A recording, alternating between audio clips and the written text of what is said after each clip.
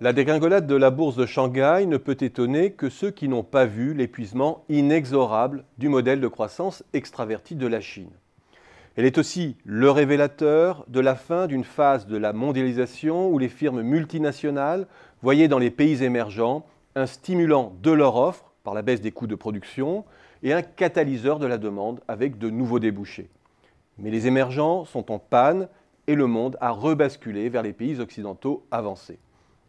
Pour autant, pour avoir joué le jeu de la mondialisation sauvage, nombre de pays avancés se sont englués dans des politiques d'offres dont on voit aujourd'hui le caractère vicieux. La généralisation à l'ensemble des pays d'un modèle de croissance exclusivement extraverti, consistant à mobiliser les armes de la dévaluation interne et externe, sape in fine la demande mondiale et étend le problème de la déflation rampante. La crainte d'une japonisation du monde, qui pointait en 2008, est bel et bien en train de se concrétiser. La déstabilisation chinoise sanctionne ensuite l'impasse des stratégies non coopératives de résolution de la crise.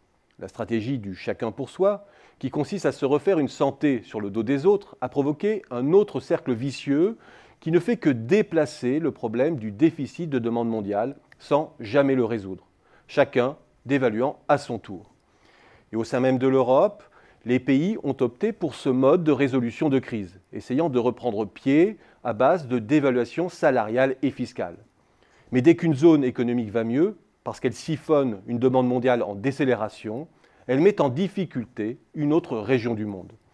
La panne de l'Eldorado chinois et des pays émergents met aussi les firmes multinationales face à un virage stratégique majeur. Il leur faut revenir d'urgence vers les pays avancés pour retrouver des relais de croissance et maintenir la profitabilité. Or, ces stratégies de recentrage s'inscrivent dans un environnement occidental marqué par des taux d'intérêt historiquement bas et l'absence de vrais moteurs pérennes de demande. Dans ce contexte, la stratégie des grandes entreprises ne peut qu'accorder la priorité à la consolidation du système productif par une fuite en avant dans les fusions-acquisitions. Ce n'est pas bon pour la demande, ce n'est pas bon pour la croissance. Cela signifie de nouvelles destructions de capacités de production, cela signifie de nouvelles érosions de la demande. On voit ici les limites extrêmes, voire les effets pervers des politiques monétaires accommodantes.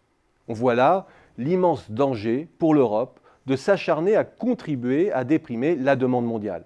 Bien au contraire, c'est maintenant à son tour de prendre le relais des États-Unis, qui ne peuvent pas rester la seule locomotive de la croissance. Sous cet angle, l'Europe porte une lourde responsabilité, car elle est, pour les années à venir, la seule région capable de stimuler la croissance mondiale.